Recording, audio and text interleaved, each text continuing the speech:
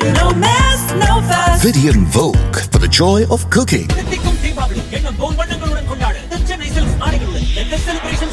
இந்த தீபாவளிக்கு நம்ம பூர்விகால எம்ஐ போன் பர்ச்சேஸ் பண்ணுங்க. டெட் ரிவ்யூ சேலஞ்சில் பார்ட்டிசிபேட் பண்ணி ஏராளமான பரிசு வெல்லுங்க.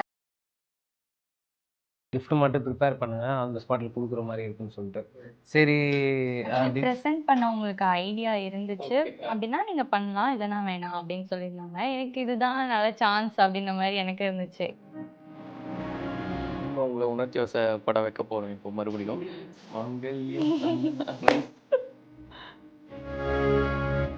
கேரளாவிலேருந்து ஒரு மியூசிக் கம்போசர் வந்து என்கிட்ட லிரிக்ஸ் கேட்டிருந்தார். ஸோ அப்போ வந்து லிரிக்ஸ்லாம் எழுதி கொடுத்துருந்தேன். அந்த லிரிக்ஸ் வந்து இவங்களை நினச்சி தான் எழுதியிருந்தேன்.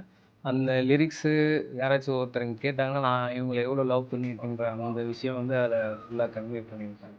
வெண்ணில் நின்னும் மஞ்சள் பூவே அகமாராத்தியே.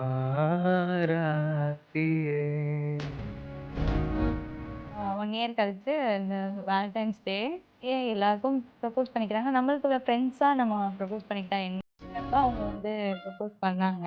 அன்னைக்கு அழுத மாதிரி அழுதுட்டாங்க. 3 இயர்ஸ் கழிச்சு பேச ஆரம்பிச்சாங்க வீட்டில். அப்போ நான் வந்து சொல்லிட்டேன், இந்த மாதிரி நான் இவங்கள தான் வந்து லவ் பண்ணுறேன் அப்படின்னோடனே, முடியவே முடியாது அப்படின்னு சொல்லிட்டாங்க எங்கள் வீட்டில். ஏன்னா கேஸ்ட் ப்ராப்ளம், அதனால வேணாம் அப்படின்னு சொன்னாங்க. ஸோ இதெல்லாம் கடந்து இப்போ அந்த எபிசோடு வந்து ஆனர் ஆயிடுச்சு இல்லையா? இப்போ இதுக்கப்புறம் உங்கள் வீட்டு சைட்லேருந்து மேபி ஏதாவது ரியாக்ஷன்ஸ் அப்படின்றது ஏதாவது இருந்ததா? நாங்கள் எது பண்ணாலும் அது தப்பு, நம்ம பண்ணாததை அவள் பண்ணியிருக்கா அப்படின்னு நினைக்க மாட்டாங்க. நான் பண்ணாததை சொல்லி காமிக்கிறான்னு வேணா அந்த மாதிரி நினச்சிருப்பாங்கன்னு நினைக்கிறேன் நான். அதெல்லாம் மிஸ் பண்ணுற மாதிரி இருந்தது, இது நமக்கு நடக்கலையோ சம்திங் அந்த மாதிரி. மாப்பிள்ளைக்கு என்ன பண்ணணும்னு நினைக்கிறீங்கன்னு அவங்க கிட்ட கேட்குறது, மாப்பிள்ளை என்ன எக்ஸ்பெக்ட் பண்ணுறீங்க அப்படின்னு கேட்குறது, இந்த மாதிரியே இருந்தது. அப்போ தான் அந்த மிஸ்ஸிங் ஃபீலே. அப்போது இவங்களுக்கும் அந்த ஆசைலாம் இருந்திருக்கும்ல, நம்மளால எதுவுமே நம்ம சைட்லேருந்து எதுவுமே வரல அப்படிங்கிறது அப்போ தான் எனக்கு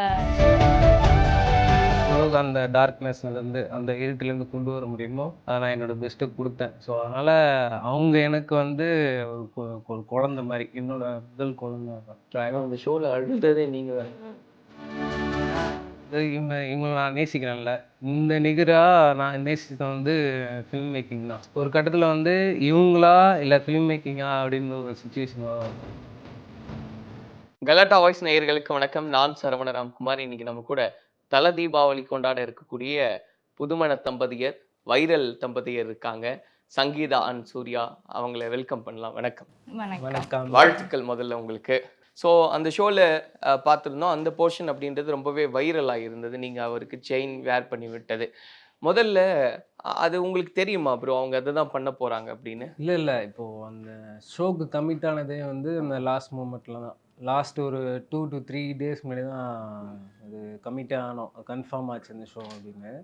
அதுக்கப்புறம் வந்து லாஸ்ட் டே வந்து இவங்ககிட்ட மட்டும் இன்ஃபார்ம் பண்ணியிருந்துருக்காங்க, இந்த மாதிரி ஒரு கிஃப்ட் மட்டும் ப்ரிப்பேர் பண்ணுங்க, அந்த ஸ்பாட்டில் கொடுக்குற மாதிரி இருக்குன்னு சொல்லிட்டு. சரி ப்ரெசென்ட் பண்ண உங்களுக்கு ஐடியா இருந்துச்சு அப்படின்னா நீங்கள் பண்ணலாம், இல்லைன்னா வேணாம் அப்படின்னு சொல்லியிருந்தாங்க. எனக்கு இதுதான் நல்ல சான்ஸ் அப்படின்ற மாதிரி எனக்கு இருந்துச்சு. ஏன்னா எனக்கு ரொம்ப ஆசை அந்த மாதிரிலாம் பண்ணி பார்க்கணும் அவங்களுக்கு அப்படின்னு. அது ஒரு நல்ல சான்ஸ் அப்படின்றதுனால நான் அதை யூஸ் பண்ணிக்கிட்டேன். அப்போ உங்களுக்கு அது வரைக்கும் தெரியாது இல்லையா? தெரியாது. எவ்வளோ சர்ப்ரைஸ்டாக இருந்தது அது உங்களுக்கு? எவ்வளோ சர்ப்ரைஸ்னா,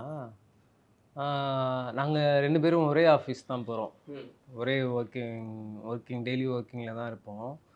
ஸோ நாங்கள் ஏர்ன் பண்ணுறது எல்லாத்தையும் வீட்லேயே கொடுத்துருவோம். ஆனால் இவங்க எப்படி சேவ் பண்ணியிருக்காங்கன்னா, எப்போவுமே நான் ஏர்ன் பண்ணுறதையும் எல்லாத்தையும் சேர்த்து இவங்களுக்கே கொடுத்துருவேன். ஸோ இவங்க அக்கௌண்ட்டுக்கே ட்ரான்ஸ்ஃபர் பண்ணிடுவேன். இவங்க வந்து எங்கள் மம்மிக்கு ட்ரான்ஸ்ஃபர் பண்ணிடுவாங்க, எங்கள் அம்மாவுக்கு.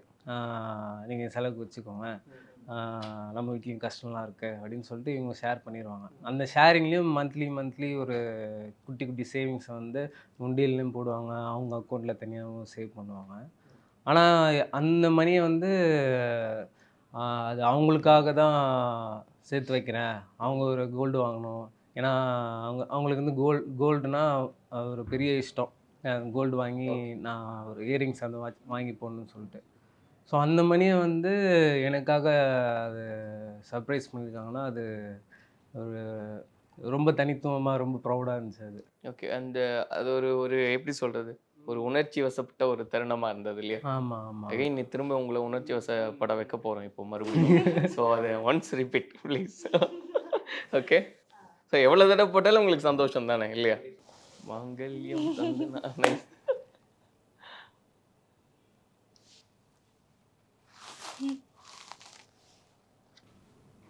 புட்டியா? ஓகேவா? ஓகே. நாங்கள் தேங்க்யூ சொல்ல மாதிரி ரொம்ப நன்றி மேடம். அவங்க தேங்க்யூ சொல்ல பார்த்தீங்களா? எதுக்கு தேங்க்ஸ் அப்படின்றதெல்லாம்? என்ன இருந்தாலும் அது சரி, அங்கே என்ன சொல்ல நினைச்சீங்க அதை அவங்க கிட்ட கன்வே பண்ணி? எப்போவுமே நான் தேங்க்ஸ் வந்து அவ்வளோ சீக்கிரம் யார்கிட்டையும் சொல்லிட மாட்டேன். அதாவது அது எனக்காக தோணணும், அது இம்பேக்ட்ஃபுல்லாக இருக்கணும். ஆனால் அந்த இடத்துல அது ஷோவே முடிய போகுது. அந்த இடத்துல லாஸ்ட்டு சான்ஸு, அந்த லாஸ்ட்டு சான்ஸை வந்து அவங்க போல்டாக இறங்கி செஞ்ச விஷயம், அது எனக்காக பண்ணாங்கன்றது வந்து நம்ப முடியாமல் இருந்துச்சு. அது இந்த அளவுக்கு வந்து இங்கே வந்து உட்காந்து நம்ம பேசிகிட்டு இருக்கோம், அதை நினைக்கும் போது ஒரு ட்ரீம் மூமெண்ட் அது. இந்த கனவுக்காக நான் உனக்கு எத்தனை நன்றி சொன்னாலும் பத்தாது செஞ்சு. ஸோ நன்றி வார்த்தைகள் மட்டும்தானா, இல்லை ரெண்டு பேருக்குள்ள அந்த பாட்டு பாடுறது சம்திங் அந்த மாதிரிலாம் உண்டா? சும்மா பிடிச்ச பாட்டை? நல்ல கேள்வி. நாங்கள் மிஸ் பண்ணிகிட்ருக்க இந்த 3 இயர்ஸாக வந்து வெயிட் பண்ணிகிட்டு இருந்தோம் எங்கள் மேரேஜ்க்காக. ஸோ அந்த மூமெண்ட்டில் வந்து நான் ஒரு சில கவிதைகள்லாம் எழுதுவேன்.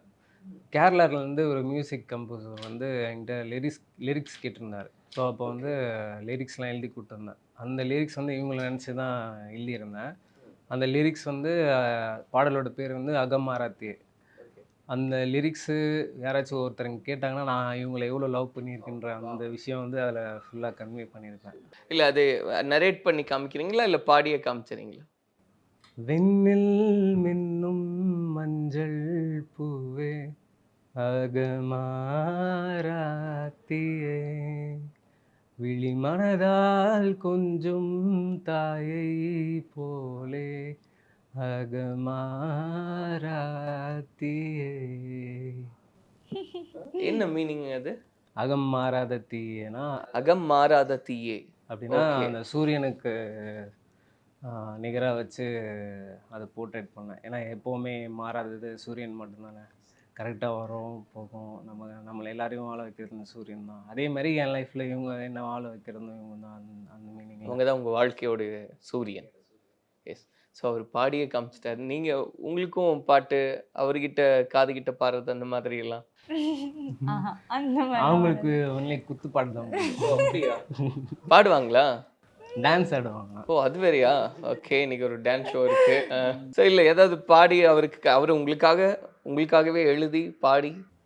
எனக்கு இந்த அளவுக்கு அந்த மாதிரி நம்மளாவே எழுதுறது அப்படிலாம் வராது.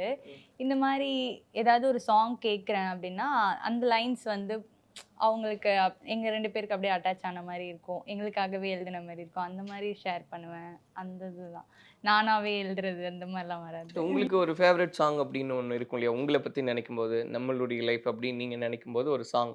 96 பிஜிஎம் நல்லா வரும். 96 பிஜிஎம் வந்து அது ஒரு இது கனெக்ட் ஆகும் எங்களுக்கு. அந்த மாதிரி எல்லோ ட்ரெஸ் வந்து நான் எல்லோ ட்ரெஸ் போட்டேன்னா அவங்களுக்கு ரொம்ப பிடிக்கும். அதெல்லாம் வந்து கனெக்ட் ஆகும். ஸோ அது பிஜிஎம் போட்டு இது பண்ணிக்கிறதா? ஆமாம். ஆனால் அப்போது வந்து எப்படின்னா என்கிட்ட ஒரு கேமரா இருக்கும். எப்பவுமே நிறைய மெமரிஸ் கலெக்ட் பண்ணுறது எனக்கு ரொம்ப பிடிக்கும். ஸோ அதனால் இவங்க கூட இருக்கிற ஒவ்வொரு தருணத்தையும் பெஸ்ட்டான மூமெண்ட்ஸ்லாம் நான் கேப்சர் பண்ணிப்பேன். ஸோ அந்த மாதிரி கலெக்ட் பண்ணி ஒரு ஆல்பம் மாதிரி க்ரியேட் பண்ணி அவங்களுக்கு கிஃப்ட்லாம் பண்ணியிருக்கேன். அது ரொம்ப சர்ப்ரைஸ் ஆகிருக்காங்க அதில். அந்த விஷயத்தில் நல்லா இருந்துச்சு. அது உன்னோடு வாழ்ந்த ஒவ்வொரு மணித்துளியும் அந்த அதான் சொல்லியிருக்காரா? இந்த லைன்ஸ்க்காக ஒரு ரீல்லாம் போட்டிருக்காங்க அவங்க. அப்படியா?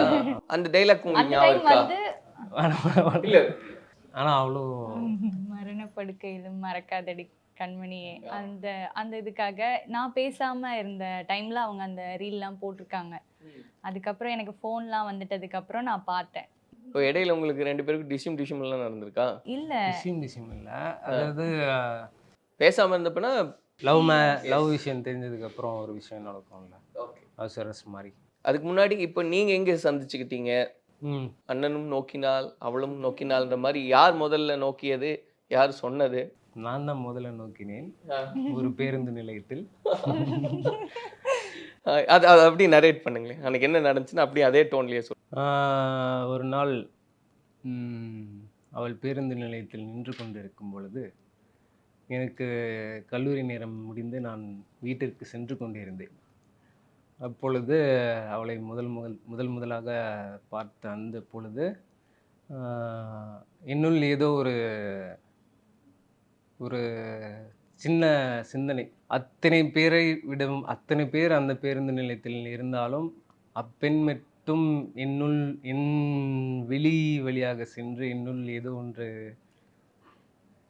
உருவாக்கினாள் என்றால் அவளிடம் சென்று நான் பேச வேண்டும் என்ற ஒரு முடிவு அன்று நான் எடுத்தேன். அதை எடுத்து அதை கொஞ்சம் கொஞ்சமாக அதை பண்ணுறதுக்கு ஒரு 2 மாதம் கால அவகாசம் தேவைப்பட்டது. ஸோ எப்போ தெரியும் அவர் உங்களை ஃபாலோ பண்ணுறாரு அப்படின்றது? ஃபாலோ பண்ணுற மாதிரி எனக்கு ஃபீல் ஆனதில்ல. ஏன்னா ஒரே பஸ் ஸ்டாப், ஒரே காலேஜ், இங்கே ஒரே இடத்துல தான் ஏறுவோம், ஒரே இடத்துல தான் இறங்குவோம், ஒன்றா தான் போவோம், அந்த மாதிரி இருந்துச்சு. ஆனால் எனக்கு இவங்கள முன்னாடியே தெரியும். என் ஃப்ரெண்டோட ஃப்ரெண்டு எல்லாரும் ஒன்றா பேசும்போதெல்லாம் அந்த கேங்லலாம் இருந்திருக்காங்க. ஆனால் நான் இவங்கக்கிட்ட தனியாக பேசினதில்ல. இவங்களும் ட்ரை பண்ண மாதிரி கூட எனக்கு அப்போல்லாம் தெரியாது. ஆனால் தெரியும் இவங்க என்ன ஒரு நல்ல பையன் அப்படின்ற மாதிரிலாம் தெரியும், ஃப்ரெண்ட்ஸ் பேசுகிறதுனால அந்தளவுக்கு தெரியும். அப்புறம் தான் அவங்க வந்து என்கிட்ட பேசும்போது தெரிஞ்ச பையன் அப்படின்ற மாதிரி அப்புறம் நம்பர்லாம் ஷேர் ஆச்சு. அப்புறம் அப்படியே பேச ஆரம்பிச்சு தான் ஃப்ரெண்ட்லியாக பேச ஆரம்பித்தோம். அப்படியே போய் எப்போ வந்து கட்டினா அவர் தான் கட்டணும்னு முடிவுக்கு வந்தீங்க? ஒரு 1 இயர் ஃப்ரெண்டாக தான் இருந்தோம். நல்ல க்ளோஸ் ஃப்ரெண்டு. எதுனாலும் ஷேர் பண்ணுற அளவுக்கு ஒரு ஃப்ரெண்டாக ஆகிட்டோம். அதுக்கப்புறம் ஒரு 1 இயர் கழித்து இந்த வேலண்டைன்ஸ் டே அப்போ வந்து இவங்க வந்து எல்லாரும் வந்து ப்ரப்போஸ் பண்ணிக்கிறாங்க. நம்ம வந்து சிங்கிள் தானே, ஸோ பிளாக் போடலாம், அகெயின்ஸ்ட் லவ் அப்படின்னு சொல்லிட்டு பிளாக் போட்டு போனோம். அப்போ வந்து எல்லாருக்கும் ப்ரப்போஸ் பண்ணிக்கிறாங்க, நம்மளுக்குள்ள ஃப்ரெண்ட்ஸாக நம்ம ப்ரப்போஸ் பண்ணிக்கிட்டா என்ன அப்படின்னப்ப அவங்க வந்து ப்ரப்போஸ் பண்ணாங்க. அன்னைக்கு அழுத மாதிரி அழுதுட்டாங்க. அது ரொம்ப சென்சிட்டிவாக பேசினாங்க. என்னடா இது உண்மையாக சொல்கிறாங்களா இல்லை விளையாட்டாக நம்ம ஆரம்பித்த மாதிரியே இருந்துச்சா அப்படிங்கிற மாதிரி இருந்துச்சு. அப்புறம் நாங்கள் அதை அப்படியே பேசலை, அப்படியே விட்டுட்டோம். அதுக்கப்புறம் வந்து ஒரு பெரிய கேப் வந்துச்சு. அந்த நட்பையும் தாண்டி அது காதலாக மாறுறப்போ ஒரு பெரிய சந்தேகம் இருந்துச்சு. இது நட்பையும் தாண்டி போயிட்டோமா இல்லை அது மாறப்போகுதா, அந்த ஒரு சந்தேகத்திலே இருந்தோம். அது சந்தேகம் முடிவில் வந்து அந்த ஒரு நம்பிக்கை வரும்ல, அந்த தருணம் வந்து எப்படி இருந்துச்சுன்னா, அவங்க ஒரு ஃபீல்ட் ட்ரிப் மாதிரி ஒரு இடத்துக்கு கூப்பிட்டு போயிருந்தாங்க. ஏன்னா டீச்சிங் படிச்சிருந்தாங்களே, ஸோ அவங்களாம் ஒரு விவசாய நிலத்துக்கு போயிட்டு அங்கே என்னென்ன லைவாக ஏதோ நடக்கிறத அப்சர்வ் பண்ணிட்டு வரணும். ஸோ அன்றைக்கி அவங்க ஃபீல்ட் ட்ரிப் போயிட்டு வரும்போது நைட் ஆகிடுச்சு. ஸோ இவங்க வீட்டு சைட்லேருந்து கூப்பிட யாரும் வரல. சரி பஸ்ஸில் வந்துடுவாங்கன்னு அவங்க வீட்டில் நினச்சிருக்காங்க போல். ஸோ இவங்க என்கிட்ட கேட்க ரொம்ப தயக்கப்பட்டாங்க. இவங்க ஃப்ரெண்ட்ஸ்லாம் சேர்ந்து எனக்கு கால் பண்ணாங்க. கால் பண்ணி எங்களெல்லாம் கூப்பிட வந்துட்டாங்கடா, சங்கி மட்டும் தனியாக நிற்கிறா அந்த பஸ் ஸ்டாண்டில், அதே பஸ் ஸ்டாண்டில். அந்த பஸ் ஸ்டாண்டில் நின்றுருக்கும் போது நான் வேகமாக அவங்களை கூப்பிட போகிறேன். இந்த ப்ரொப்போஸ்லாம் 1 வீக் முடிச்சதுக்கப்புறம் போனதுக்கப்புறம் அவங்க என்னோடய கண்ணை பார்த்தே பேசலாம். அவங்க சரி ஏன்னா நம்ம ஃப்ரெண்ட்ஸாக இருக்கோம், திடீர்னு ஒரு லவ் அப்படிங்கிற ஒரு விஷயம் வரும்போது இதனால ஃப்ரெண்ட்ஷிப் வந்து அஃபெக்ட் ஆகிடக்கூடாது அப்படின்றதுனால ஒரு பயம் இருந்துச்சு. இருந்துட்டே இருந்துச்சு. இது அப்படியே பேசலாமா? பிரிஞ்சு போயிடுவோமோ, நான் பெரிய தப்பு பண்ணிட்டேனோ ஒரு உணர்வு இருந்துச்சு உள்ள. ஆனால் அதுக்கப்புறம் அவங்களும் விட்டு கொடுக்குற மாதிரி இல்லை, பேசிட்டாங்க. பேசி என்னதான் நினைக்கிற, இது உண்மையா இல்லையான்ற மாதிரி சம்திங் ஏதோ கேட்டாங்க. ஸோ நான் ஸ்ட்ரைட்டாக நீங்கள் தான் கேட்டேன் இந்த மாதிரி ஸ்ட்ரைட்டாக வந்து இவங்க இதை தான் கேட்டாங்க, இந்த மாதிரி வீட்டிலலாம் அக்செப்ட் பண்ணிப்பாங்களா அப்படின்ட்டு. அப்போ தான் அவங்க வந்து ஓகே இது லவ் தான் அப்படின்னு எங்கள் 2 பேருக்குமே ரியலைஸ் பண்ணோம். எங்கள் வீட்டில் வந்து அப்போவே கஷ்டம்தான், ஏன்னா கண்டிப்பாக முடியாது அப்படின்ற மாதிரி தான் நாங்கள் பேசுவோம். சரி முடிஞ்ச அளவுக்கு நம்ம ட்ரை பண்ணி எப்படியாவது இதை மேரேஜ் வர கொண்டு போகணும், 2 ஃபேமிலியோட சப்போர்ட்டோடு நம்ம பண்ணணும் அப்படின்னு பேசி வச்சுருந்தோம். நெக்ஸ்ட்டு மேரேஜ் பேச வீட்டில் பேச ஆரம்பித்தாங்களா, 3 இயர்ஸ் கழித்து பேச ஆரம்பித்தாங்க வீட்டில். அப்போ நான் வந்து சொல்லிட்டேன், இந்த மாதிரி நான் இவங்கள தான் வந்து லவ் பண்ணுறேன் அப்படின்னோடனே முடியவே முடியாது அப்படின்னு சொல்லிட்டாங்க எங்கள் வீட்டில். ஏன்னா கேஸ்ட் ப்ராப்ளம், அதனால வேணாம் அப்படின்னு சொன்னாங்க. ஃபோனெல்லாம் வாங்கி வச்சுட்டதுக்கப்புறம் ஒரு குட்டி ஃபோன் வந்து இவங்க அதுக்கு முன்னாடியே கொடுத்துருந்தாங்க. நாங்கள் வந்து வீட்டில் சொல்ல போகிறோம் அப்படின்னப்பவே இது ஃபோன்லாம் நம்மளை விட்டு போயிடும். அது சேஃப்டிக்காக ஒரு குட்டி ஃபோன் வேணும், பட்டன் ஃபோன் ஒன்று, நோக்கியா ஃபோன் அவங்க கொடுத்து வச்சுருந்தாங்க. அதை வச்சு தான் 3 இயர்ஸ் நான் அவங்க கிட்ட பேசி இதை மேரேஜ் வரைக்கும் கொண்டு வந்தோம். ஆமாம், நடுவில் நிறைய ஃபோன் மாற்றிருக்கோம். ஆனால் எப்படியுமே அது தாக்கு பிடிச்சிட்டாங்க. கடைசி வரைக்கும் நின்னாச்சு. அது எந்த சப்போர்ட்டும் இல்லாத போது திடீர்னு தவம்லாம் இருக்க ஆரம்பிச்சிட்டோம். அது மந்திரம்லாம் எழுதுவோம் நாங்கள் நமச்சிவாமன்னு. அப்படியா? ஆமாம். டெய்லி கரெக்டாக 6 o'clock வந்து ஈவினிங் 2 பேருமே உட்காந்து எழுதணும். உங்கள் வீட்டில் நீ, என் வீட்டில் நான். சிவனோட பக்தர்கள், அதனால ஓம் நம சிவாய, அது எதுக்காகனா ஒரே ஒரு குறிக்கோள் தான். அதாவது 2 நம்ம ஓடி போய் கல்யாணம் பண்ணுற அந்த பேர் மட்டும் வாங்கிடக்கூடாது. பண்ணால் ஒரு திருமணம் பண்ணுறோன்னா ஒரு திருமணத்தோட அழகே இரு வீட்டாரும் சேர்ந்து பண்ணுறது தான் இருக்குது. ஸோ அந்த ஒரு ட்ரீமை எப்படியாச்சும் அச்சீவ் பண்ணி சொல்லிட்டு அவ்வளோ தவம் கடந்தோம் 2 பேரும். ஸோ இதெல்லாம் கடந்து இப்போ அந்த எபிசோடு வந்து ஆனர் ஆயிடுச்சு இல்லையா? இப்போ இதுக்கப்புறம் உங்கள் வீட்டு சைட்லேருந்து மேபி ஏதாவது ரியாக்ஷன்ஸ் அப்படின்றது ஏதாவது இருந்ததா? எனக்கு என்னன்னா ஏன்னு தெரியாது, இங்கே என்ன நடந்தாலும் வேற மூலமாக அங்கே நடக்கிறது வர்றது வந்து ஒரு நெகட்டிவாக தான் இப்போ வரைக்கும் வருமே. நாங்கள் எது பண்ணாலும் அது தப்பு, அந்த மாதிரியே ஏன் அப்படி போகுது அப்படின்னு. ஒருத்தரை நம்மளுக்கு பிடிக்கல, ஒரு ரீசனுக்காக பிடிக்கல அப்படின்னா அவங்க என்ன பண்ணாலும் நம்மளுக்கு பிடிக்காத மாதிரி தான் இருக்கும். அந்த மாதிரி ஒரு சிச்சுவேஷன் க்ரியேட் ஆயிடுச்சு எங்களுக்குள்ள. இப்போ என்னை பொறுத்த வரைக்கும் அது அவங்க என்ன மாதிரி பார்த்துருப்பாங்க அப்படின்னா, நான் சொல்லியிருந்திருப்பேன் அந்த இதில் வந்து வீட்டில் செயின் போட முடியல, அதனால நான் போடுறேன் அப்படின்னு. அவங்க வந்து அது வந்து நம்ம பண்ணாததை அவள் பண்ணியிருக்கா அப்படின்னு நினைக்க மாட்டாங்க. நான் பண்ணாததை சொல்லி காமிக்கிறான்னு வேணா அந்த மாதிரி நினச்சிருப்பாங்கன்னு நினைக்கிறேன் நான். ஓகே. ஸோ இப்போது ஆனால் நீங்கள் மிஸ் பண்ணுறது உண்டா? ஏன்னா இப்போது நீங்கள் அதெல்லாம் மிஸ் பண்ணி தான் இப்போது மேரேஜ் அப்படின்றது நடந்திருக்கும் இல்லையா? நீங்கள் மிஸ் பண்ணுறது உண்டா ஃபேமிலி? அது எப்படி மிஸ் பண்ணாமல் இருப்போம். எனக்கு வந்து இந்த 3 வருஷம் வந்து ஹவுஸ் அரெஸ்ட்டில் இருந்தேன் நான். அந்த பீரியட் மட்டும் எனக்கு பிடிக்காது, அதை பற்றி யோசிக்கவே தோணாது எனக்கு. அதுக்கு முன்னாடி ஒரு லைஃப் என் ஃபேமிலியோட சிஸ்டர்ஸோட அப்படி இருக்கும்ல, அந்த லைஃப்லாம் வந்து சூப்பராக இருக்கும். ஏன்னா நான் வந்து 5 பொண்ணுனாங்க, நான் லாஸ்ட் பொண்ணு. எல்லாருமே எனக்கு தான் செல்லம் கொடுப்பாங்க. அந்த மாதிரிலாம் இருந்தனால அந்த டேஸ்லாம் நினைக்கும் போது இப்போது அந்த மாதிரிலாம் ஒன்றா இருந்திருந்தோன்னா எப்படிலாம் இருந்திருப்போம் அப்படின்ட்டு தோணியிருக்கோம். ஸோ அதை நீங்கள் அப்படி ஒரு மாதிரி சோகமாகறீங்க அப்படின்னா அவர் என்னெல்லாம் சொல்லி உங்களை ஆஸ்வாசப்படுத்துவார்? சொல்லு நான் என்ன சொல்லுவேன் அவங்ககிட்ட? அவங்க கண்டிப்பாக வருவாங்க அப்படின்ட்டு. அப்புறம் மோட்டிவேஷ்னலாக பேசுவாங்க. அவங்க வந்து நம்ம ஏதாவது அச்சீவ் பண்ணணும், நம்ம வந்து எல்லாரும் லவ் பண்ணுறாங்க, மேரேஜ் பண்ணுறாங்க, அகெயின் ஏதாவது ஒரு ப்ராப்ளம், சின்ன ப்ராப்ளம்க்குலாம் வந்து பிரிஞ்சிடுறாங்க அப்படி. அதனால தான் மேபி அவங்க வந்து வேணான்னு சொல்லியிருப்பாங்க.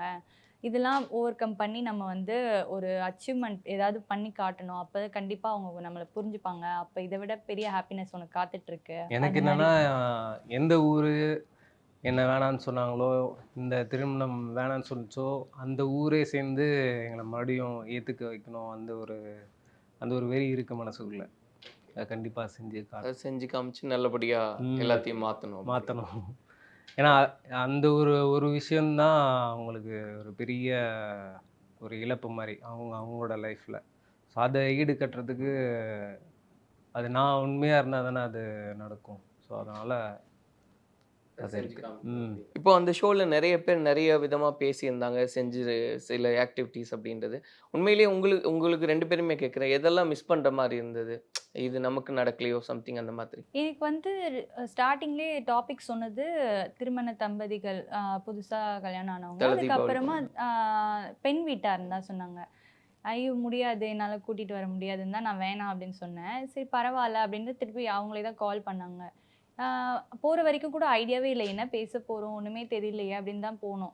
அங்கே போயிட்டு பார்த்தா எல்லாரும் மாப்பிள்ளைக்கு என்ன பண்ணணும்னு நினைக்கிறீங்கன்னு அவங்கக்கிட்ட கேட்குறது, மாப்பிள்ளை என்ன எக்ஸ்பெக்ட் பண்ணுறீங்க அப்படின்னு கேட்குறது, இந்த மாதிரியே இருந்தது. அப்போ தான் அந்த மிஸ்ஸிங் ஃபீலே. அப்போது இவங்களுக்கும் அந்த ஆசைலாம் இருந்திருக்கும்ல, நம்மளால் எதுவுமே நம்ம சைட்லேருந்து எதுவுமே வரல அப்படிங்கிறது அப்போ தான் எனக்கு இதுவாச்சு. அதெல்லாம் பார்க்கும்போது இந்த மாமனாருக்கும் மருமகனுக்கும் இருக்க பாண்டிங்கு, மாமியாருக்கும் மருமகனுக்கு இருக்க பாண்டிங் இதெல்லாம் பார்க்கும்போது சூப்பராக இருந்துச்சு அங்கே. அது ஃபர்ஸ்ட் ஆஃப் ஃபுல்லாக என்னால் எதுவுமே பேச முடியல. ஏன்னா நம்ம வந்து மாப்பிள்ளை வீட்டு சைடில் தான் நம்ம வந்திருக்கோம். எல்லாரும் பண்ணுறதெல்லாம் பார்த்தா நம்மளுக்கும் அந்த அந்த ஆசைலாம் அதை பார்க்கும்போது வந்திருந்தது எனக்கு. அது என்ன பேசினாலுமே அந்த ஃபர்ஸ்ட் ஹாஃபில் நம்மளோட பேச்சு எடுப்படாது. ஏன்னா டாபிக் வந்து அவங்களுக்கான டாபிக் தான் அது. ஸோ நாங்கள் வந்து ஏதோ அலையா விருந்தாளி மாதிரி இருந்தோம். ஆனால் இது இந்த அளவுக்கு மாறி ஒரு இந்த நேம் கொடுக்கணும்னு எதிர்பார்க்கல. ஸோ இப்போ அந்த வீடியோவுக்கு கீழே நிறைய பேர் கமெண்ட் பண்ணியிருந்தாங்க இல்லையா, அதெல்லாம் படிச்சிங்களா? என்னெல்லாம் ரொம்ப இதாக பார்த்தீங்க? எல்லாரும் வந்து சொல்லியிருந்தாங்க இந்த மாதிரி அக்கா உங்களுக்காக நாங்கள் இருக்கோம் அப்படி இப்படிலாம் எல்லாரும் கமெண்ட் பண்ணியிருந்தாங்க. நான் நினச்சேன் இது வந்து அவங்களுக்கு ஸ்பெஷலாக ஃபீல் ஆகணும். ஒரு மாப்பிள்ளைன்னா தலை தீபாவளிக்கு வந்து அவங்க தான் ஸ்பெஷல். ஏன்னா பொண்ணு வீட்டுக்கு போனால் அவங்கள தானே கவனிப்பெல்லாம் அதிகமாக இருக்கும். அப்புறம் வந்து எப்போவுமே நீயா நானா எபிசோட் ரிலீஸ் ஆச்சுன்னா யூடியூப்பில் அந்த ட்ரோல் வீடியோலாம் வரும். அந்த மாதிரி ஒரு ட்ரோல் வீடியோ டேக் ஆகி வருது. வந்து அந்த வீடியோ பார்க்குறோம். அங்கே பேசினவங்க எல்லாரையும் ட்ரோல் பண்ணியிருந்தாங்க. எங்களோட மூவ்மெண்ட் மட்டும் அந்த 96 பிஜிஎம் போட்டு அந்த மாதிரிலாம் பண்ணிட்டு இருந்தாங்களா. நான் வந்து கமெண்ட்டில் வந்து ரொம்ப நன்றி சொல்லி அந்த வாழ்த்து நோட்லாம் அனுப்புனேன். அனுப்புனதுக்கப்புறம் எனக்கு அந்த வீடியோ எடிட் பண்ணவர் வந்து மெசேஜ் பண்ணுறாரு, ஒரு நிமிஷத்தில் என்னையே கண்ணு கலங்க வச்சுட்டியா நீ அப்படின்னு. அந்த அளவுக்கு அந்த தாக்கம் இருந்திருக்குன்னா அது அது அது அவ்வளோ உண்மையாக இருந்ததுனால தான் அது அந்த தாக்கம் ஆயிருக்குன்னு என்னோட நம்பிக்கை இருக்குது. எவ்வளோ ஒரு கிஃப்டடாக நினைக்கிறீங்க அவங்கள? ஏன்னா இப்போ உங்கள் சைடில் அப்படின்னு பார்க்கும்போது எல்லாருமே இருக்காங்க, அவங்க எல்லாத்தையும் மிஸ் பண்ணிட்டு இருக்காங்க. மேபி பின்னாடி அவங்க எல்லாமே வந்து சேர்ந்துருவாங்க. ஆனால் இப்போ அவங்க ஒரு லோன்லினஸ் இருக்கு இல்லையா அவங்க சைடில், அப்படி அது எவ்வளோ உங்களுக்கு பெயின்ஃபுல்லாக இருக்குது? அது எப்படின்னா அவங்க மேரேஜ் ஆகி வந்ததுக்கப்புறம் அதாவது அவங்க அம்மாவை விட்டு ஒரு 2 நாள் அதிகபட்சமாக விட்டுட்டு கூட அவங்க நைட் தூங்கினதில்லை. ஸோ அந்த லைஃப்பை விட்டுட்டு என் கூட வந்து அதாவது எங்கள் ஃபேமிலியோட ஒன்றா இருந்து அவங்களோட உறக்கம் அது வரணும்னா அது ரொம்பவே பாதிச்சது அவங்க உறக்கத்தை. ஃபஸ்ட்டு வீக்லாம் அவங்க சுத்தமாக தூங்கவே இல்லை. ஒரு மாதிரி ரொம்ப மென்டலி ஸ்ட்ரெஸ் ஆகி நானும் ரொம்பவே கஷ்டப்பட்டேன். அது அந்த அவங்க மனசை மாற்றி கொண்டு வந்து அந்த மொமெண்ட்டுக்கு வந்து என்னால் எதுவுமே கொடுக்க முடியாது என்னோடய வார்த்தைகளை தவிர. நான் யூஸ் பண்ணது என்னோடய ஆயுதமாக வந்து அவங்கள காப்பாற்ற என்னோடய வார்த்தைகள் மட்டும்தான் அவங்களுக்கு கொடுத்தேன். அந்த வார்த்தைகள்லாம் ஏன்னா ஒவ்வொரு வார்த்தைகளுக்கும் ஒரு பவர் இருக்கும். அதாவது திருக்குறளில் வந்து பரிமேலழகர் வந்து ஒரு உரை எழுதியிருப்பார். அவர் மட்டும் தான் கரெக்டாக எழுதியிருப்பார் திருக்குறளுக்கு. அவர் ஒரு நல்ல ஒரு அர்த்தமுள்ள ஒரு வார்த்தை என்ன சொல்லியிருப்பார்னா, அது தமிழில் உள்ள ஒவ்வொரு வார்த்தைக்கும் ஒரு இடை இருக்கும்ல.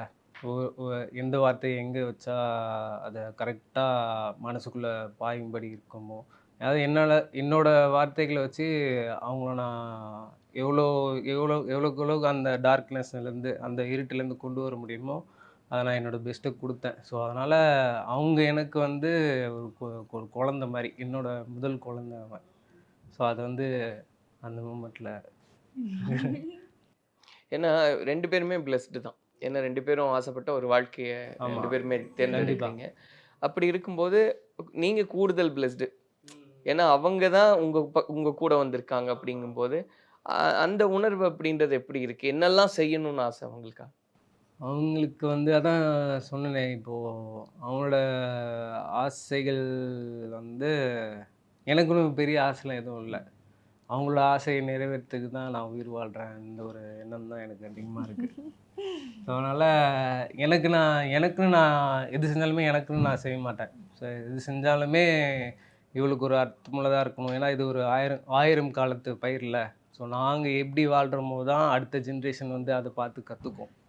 ஸோ அந்தளவுக்கு இருந்துட்டு போனோம். இன்னும் நிறைய இம்பேக்ட் பண்ணணும், இன்ஸ்பயர் பண்ணணும்னு ஆசை இருக்குது. ஸோ அதே கேள்வி உங்களுக்கும், அவருக்கு என்னெல்லாம் பண்ணணும்னு ஆசை? எனக்கு இவங்க மூலமாக எனக்கு ஒரு நல்ல ஃபேமிலி கிடச்சிருக்குல்ல, அதே மாதிரி சீக்கிரத்தில் என் ஃபேமிலியும் அவங்கள ஒரு நல்ல மருமகனாக ஏற்றுக்கணும், அந்த ஒரு ஆசை இருக்குது. ஓகே, இப்போது அந்த சேவிங்ஸ் பற்றி அவர் சொன்னார் இல்லையா, நீங்கள் காசு சேர்த்தி வச்சு அதெல்லாம் வாங்கினீங்கன்னு, அது எப்படி என்னெல்லாம் பண்ணீங்க? அதுக்காக எவ்வளோ எஃபோர்ட் போட்டிருந்தீங்க? இது நான் இதுக்காக அப்படின்னு சேர்க்கல. ஏதோ ஒரு விஷயம் பண்றோம்னா, அதோட வேல்யூ வந்து இன்க்ரீஸ் ஆகணும் அப்படின்னா, கோல்டு சம்திங் ஏதாவது பண்ணணும் அப்படின்ற மாரி தான் நான் வாங்கி சேர்க்க ஆரம்பிச்சேன். சேர்த்து வச்சுப்பேன். ஆனா சேர்றப்ப பார்த்துக்கலாம் அப்படின்னு. சடனா அந்த நீயா நானா போறோம் அப்படின்னப்ப, சூர்யாக்கு பண்ணணும் அப்படின்ற ஒரு தாட். அதனால அதெல்லாம் இது பண்ணிட்டேன் எப்படியோ. ஓகே. ஒரு கட்டத்துல இன்னைக்கு லைஃப் ஒரு ஹாப்பியா மாறி இருக்கு. இன்னுமே இது ஹாப்பியா மாறும். பட் ஒரு கட்டத்துல இல்ல, இது ஒருவேளை நம்ம சேர முடியாதோ, அந்த மாதிரியான சுச்சுவேஷன்ல என்னெல்லாம் பேசிக்கிட்டது உண்டு? அந்த குயின்ஸ்ல அந்த நேரத்துல அப்ப வந்து அந்த ஹவுஸ் அரெஸ்ட்ல இருந்தப்பலாம் ஒவ்வொரு வாட்டி வீட்ல ப்ராப்ளம் நடக்கும். அப்ப ஒவ்வொரு ப்ராப்ளம் அப்பவும் எனக்கு தோணும், இனிமே நம்ம பார்த்துக்கவே முடியாதுன்ற அளவுக்கு. ஏன்னா இத்தனை பேரை மீறி நம்மளால எப்படி கல்யாணம் பண்ண முடியும்? ஏன்னா ஒருத்தர் கூட சப்போர்ட் இல்லை, ஒருத்தருக்குள்ள யாராவது ஒருத்தர் வந்து அவங்க கிட்ட ஆறுதலா பேசினாலோ, இல்ல அவங்க வந்து மத்தவங்க கிட்ட பேசி எனக்காக சப்போர்ட் பண்ணி பேசினாலோ, இந்த மேரேஜ் நல்லா நடக்கும் அப்படின்ற ஒரு ஐடியா இருக்கும். ஆனா யாருமே இல்ல, நம்ம ஃபீலிங்ஸை ஷேர் பண்றது கூட யாருமே இல்ல அப்படின்னப்ப, இது சில டைம்லாம் நடக்கவே வாய்ப்பே கிடையாது அப்படின்ற அளவுக்குலாம் தோன்றது உண்டு. ஆனா அதுக்கப்புறம் ஒரு இதுல கால் பண்ணி ஒரு 1 மினிட் தான் பேச டைம் இருக்கும் அப்பலாம். அந்த பேசினப்ப அது அப்படியே மாறும்.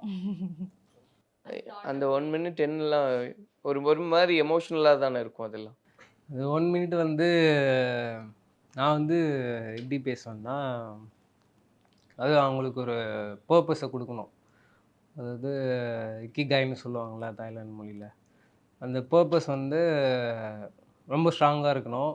அது நம்ம காதலையும் சார்ந்ததாக இருக்கணும், நம்ம லைஃப்பையும் சார்ந்ததாக இருக்கணும், இந்த சொசைட்டியும் சார்ந்ததாக இருக்கணும். ஸோ அந்த மாதிரி மோட்டிவேஷன் நான் அந்த 1 மினிட்ல பண்ணும்போது, அது ஸ்ட்ராங்காக வந்து ஒரு மூளையில் போய் அவங்களுக்கு சப்கான்ஷியஸாக அவங்களுக்கு எப்படி ரெஜிஸ்டர் ஆனா ஆகிடும். அந்த ஷோல அழுததே நீங்க தானே. கரெக்டான பாயிண்ட். நீங்க உங்களுக்கு அப்ளை பண்ணிக்கலையா? அந்த மூமெண்ட் வந்து அது பர்பஸ்க்காகன்னு சொல்ல முடியாது. அது வந்து it's a fraction of past ரெக்கார்டிங்னு சொல்லலாம். அது மேரேஜ் ஆனதுக்கப்புறம் வந்து கனவு நம்ம நினச்சது நடந்துருச்சு. ஆனால் ஒரே ஒரு சின்ன குறை இருக்குது, அவங்க வீட்டில் பேசலாம். ஆனாலுமே ஃப்யூச்சரை நோக்கி தான் நகர்ந்துட்டு இருந்தோம். ஆனால் அந்த தருணத்தில் வந்து என்ன அது பெரிய சர்ப்ரைஸு. அந்த சர்ப்ரைஸில் வந்து கோபிநாத் சார் அந்த கேள்விலாம் கேட்கும்போது, இத்தனை கல்யாணம் ஆகி 7 மாதம் ஆச்சு. ஆனால் பாஸ்ட் பற்றி ஒரு நாள் கூட யோசிச்சதில்ல. ஃப்யூச்சரில் எப்படி நம்ம பண்ண போகிறோம், எப்படி வாழ்ந்து காட்ட போகிறோம் அப்படின்ற மாதிரி தான் யோசிச்சுட்டு இருந்தேன்.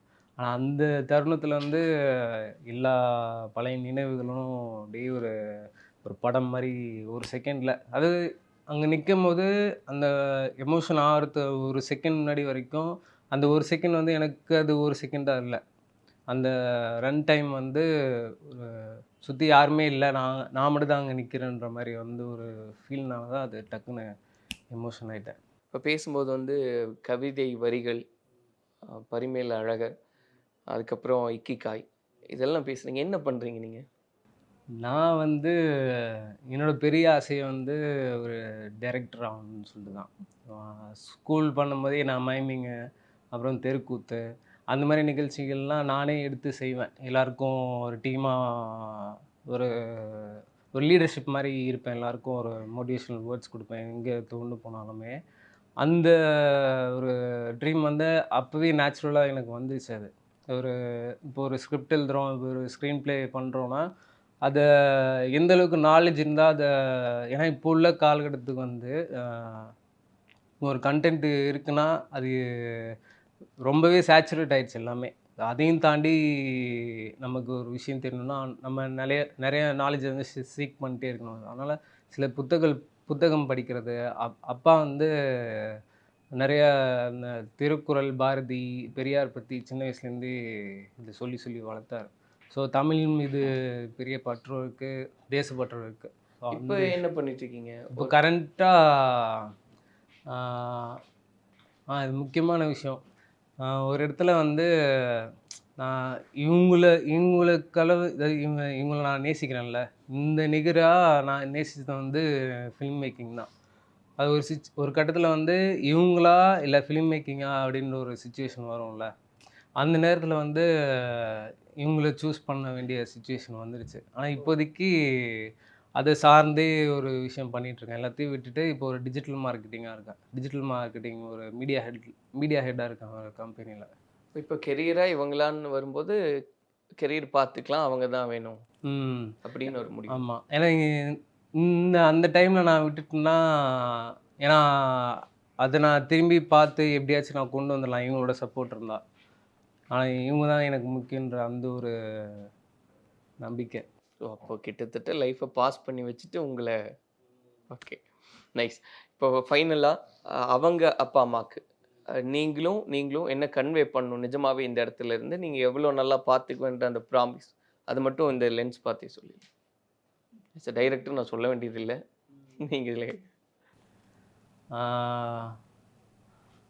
அம்மாவா அத்தையா? என்ன உங்ககிட்ட கேட்குறீங்க? இல்லை மாமியார் உங்க மாமனார்?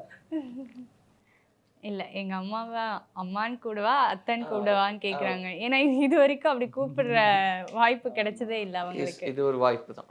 சரி அத்தைன்னு கூப்பிடுவா. சரி அத்தை, நான் உங்கள் மருமகன் பேசுகிறேன். சங்கீதா நல்லபடியாக இருக்கா, எந்த ஒரு குறையுமே இல்லை. எந்த மக்கள்லாம் உங்களை சுற்றி இவன் வேணாம், இந்த கல்யாணம் சரி வராது, இதெல்லாம் தடுத்தாங்களோ அந்த மக்களே என்னை வந்து உங்ககிட்ட கூட்டிகிட்டு வந்து சேர்ப்பாங்கன்னு நான் நம்புகிறேன். அந்தளவுக்கு கடுமையான உழைப்பு நான் போடுவேன்னு நம்புகிறேன். கண்டிப்பாக என்னை அவள் என்ன பார்த்துக்கிறாளோ இல்லையோ, நான் அவளை கண்டிப்பாக நல்லா பார்த்துப்பேன்.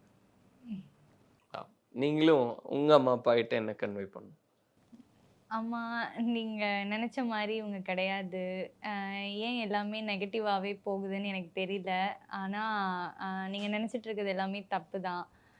நீங்க கொஞ்சம் பேசி பார்த்தா புரியும்னு நினைக்கிறேன். யாரா இருந்தாலும் பேசி பார்த்தா தானே புரியும். நான் ஹாப்பியா தான் இருக்கேம்மா, நீங்க எதுவும் ஃபீல் பண்ணாதீங்க. ஹாப்பி தீபாவளி.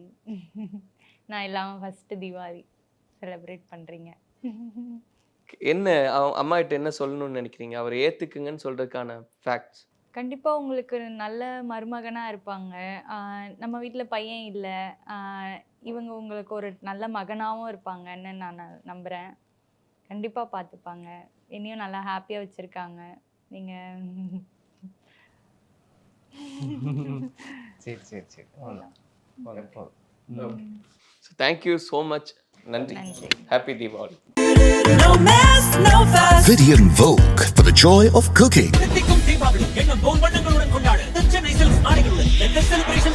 இந்த தீபாவளிக்கு நம்ம பூர்விகால எம்ஐ போனை பர்ச்சேஸ் பண்ணுங்க. டெக் ரிவ்யூ சேலஞ்சில் பார்ட்டிசிபேட் பண்ணி ஏராளமான பரிசை வெல்லுங்க.